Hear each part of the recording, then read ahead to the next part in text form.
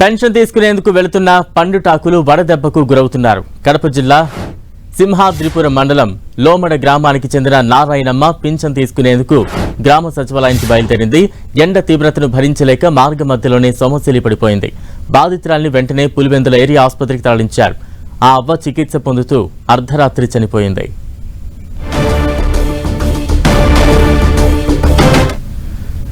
ఏపీలో ఉదయమే పెన్షన్ల పంపిణీ ప్రారంభమైంది. నిన్న మండుటెండలో పండుటాకులు ఇబ్బందుల్ని చూసి అధికారులు అలర్ట్ అయ్యారు.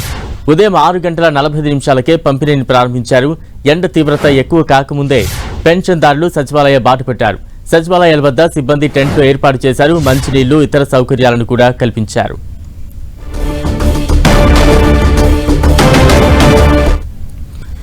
ఏపీలో రెండో రోజు పెన్షన్ల పంపిణీ ప్రక్రియ మొదలైంది. తాజా అప్డేట్స్ అందించేందుకు ప్రతినిధి తిరుమలరావు సిద్ధంగా ఉన్నారు. తిరుమలరావు, బలరాం, రాష్ట్ర ప్రభుత్వం ఏపీలో పెన్షనర్స్ రెండో రోజు సక్రమంగా ఇచ్చేందుకు కూడా సిద్ధమవుతుంది. ఉదయం 6:45 నుంచి రాష్ట్ర వ్యాప్తంగా ఉన్న ఎవరైతే ఉన్నారో వృద్ధులు, వితంతువులు, అదేవిధంగా వికలాంగులకు సంబంధించి పెన్షన్స్ ప్రారంభించారు. వృద్ధులకు, వికలాంగులకు, వితంతువులకు పెన్షన్ తీసుకున్న ప్రతి ఒక్కరికి ఎలాంటి ఇబ్బంది కలగకుండా మండు టెండను దృష్టిలో ఉంచుకొని ఇక్కడ చూడొచ్చు. విజోస్లో ప్రతి గ్రామ సచివాలయం వద్ద ఇక్కడ ప్రతి టెంట్ లాగా ఏర్పాటు చేశారు. టెంట్ లాగా ఏర్పాటు చేసి వస్తున్న వాళ్ళకి శుభ్రంగా వాళ్ళకి సంబంధించి కుర్చీలు ఏర్పాటు చేశారు. నుంచుంటానికి కూడా వీల్లేదు. మీరు కూర్చుని సక్రమంగా పెన్షన్ తీసుకోవాలి. రాష్ట్ర ప్రభుత్వం మీకు ఎలాంటి ఇబ్బంది కలగకుండా అన్ని ఏర్పాట్లు చేస్తుందని చెప్పేసి చెప్పడం జరిగింది. ఇక్కడ ఇది సచివాలయ వార్డు సంబంధించి సిబ్బందితో పాటు ఇక్కడ వైద్యులు కూడా అక్కడ అందే ఏర్పాట్లు చేయడం జరిగింది. ఇక్కడ పెన్షనర్స్కి ఇస్తున్న వాళ్ళకి ఏదైనా సమస్యలు పడిపోవడం కానీ ఏదైనా నీరసం వస్తే వాళ్ళకి ఇబ్బంది కలగకుండా ఎలక్ట్రానిక్ ప్యాకెట్స్ కూడా ఏర్పాటు చేశారు. మరో విధంగా వాళ్ళకి వైద్యులు కూడా ఏర్పాటు చేశారు. సక్రమంగా వార్డుకి సంబంధించి ఇక్కడ వైద్యులు కూడా ఏర్పడి వాళ్ళని అడిగి మనం అడుగుతున్న ప్రయత్నం చేద్దాం. అమ్మా, చెప్పండి అమ్మా, మీరు ఇక్కడ సచివాలయం సంబంధించి ఏం విధులు నిర్వహిస్తారు? మీరు ఇక్కడ హెల్త్ సెక్రటరీ అండి. నేను ఎవరైనా హెల్త్ బాగోలేదంటే వాళ్ళకి హెల్ప్ చేయడానికని ఉన్నామండి. మమ్మల్ని అలర్ట్ చేశారు. ఎన్నింటికి వచ్చారమ్మా మీరు ఇక్కడికి? ఎన్నింటికి వచ్చారు? ఇక్కడ ఏమైనా సంబంధించి ఏమైనా ఇబ్బంది ఏమైనా కలిగిందా? వచ్చే వృద్ధులకు, వికలాంగులకు సంబంధించి ఏమి కలగలేదండి. మేము 6కే వచ్చాము. 6 నుంచి ఇక్కడే ఉన్నాం.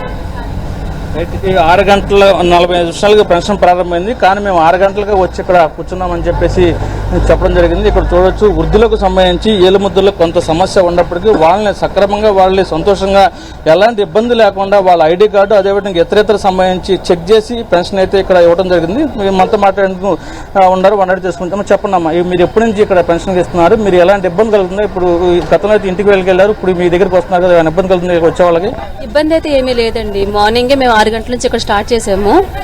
ఎవరైతే బెడ్ రెడ్ ఉన్నారో వాళ్ళందరికీ మాత్రం వేరే సెక్రటరీలు ప్రకటిస్తున్నారు. నడవగల వాళ్ళు ఎవరైతే ఉన్నారో వాళ్ళు వచ్చి ఇక్కడ తీసుకుంటున్నారు.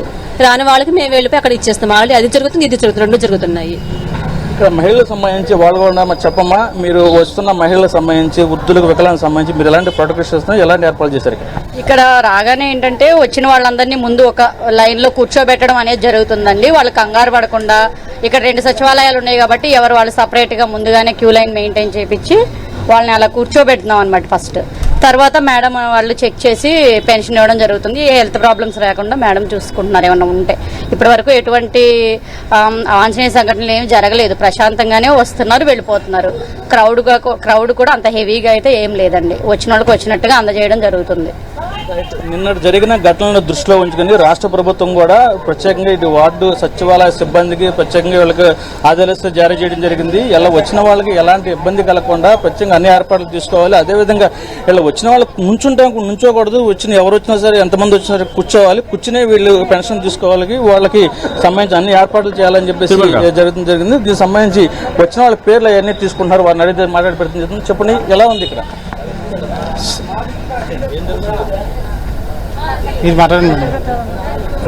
కొంచెం ఇక్కడ బిజీగా ఉన్నాడు. వచ్చిన మనం చూస్తూ ఉన్నాం. అంటే పెన్షన్దారులకు ఎటువంటి ఇబ్బంది కలగకుండా వృద్ధులు ఎండ తీవ్రత వారి మీద పడకుండా కుర్చీలు ఏర్పాట్లు చేశారు, షామియానా ఏర్పాట్లు చేశారు. ఈ ఏర్పాట్లకు సంబంధించి ఆ పెన్షన్దారులు ఎటువంటి రియాక్షన్స్ వారి నుంచి వస్తూ ఉన్నాయి? వారితో కూడా మాట్లాడే ప్రయత్నం చేద్దాం. అమ్మ, మీరు పెన్షన్ తీసుకుంటా వచ్చారా? మీకు టెంట్లు ఎన్ని ఏర్పాట్లు చేశారు కదా, మీకు ఎలా అనిపిస్తుంది? రాష్ట్ర ప్రభుత్వం ఏర్పాటు చేస్తుంది. బాగుందండి, బాగుంది. ఎండకి ఇబ్బంది పడకుండా బాగుంది. ఏదమ్మా పిన్ అది ఎవరా? ఈ ఎండకి ఇబ్బంది పడకుండా రాష్ట్ర ప్రభుత్వం అన్ని ఏర్పాట్లు చేసి చాలా సంతోషంగా ఉందని చెప్పేసి అంటున్నారు. అమ్మా మీకు చెప్పండి అమ్మా, ఇది ఎలా ఉంది, మీకు ఎలా ఏర్పాట్లు ఎలా చేశారు ఇక్కడ వచ్చిన వాళ్ళకి? మాకేమి ఇబ్బంది లేదు సార్, మేము బాగానే ఉండము, కూర్చొని ఉండము, తీసుకుంటూ ఉండము, తొందరగానే వెళ్తున్నాం, ఏం ఇబ్బంది లేదు,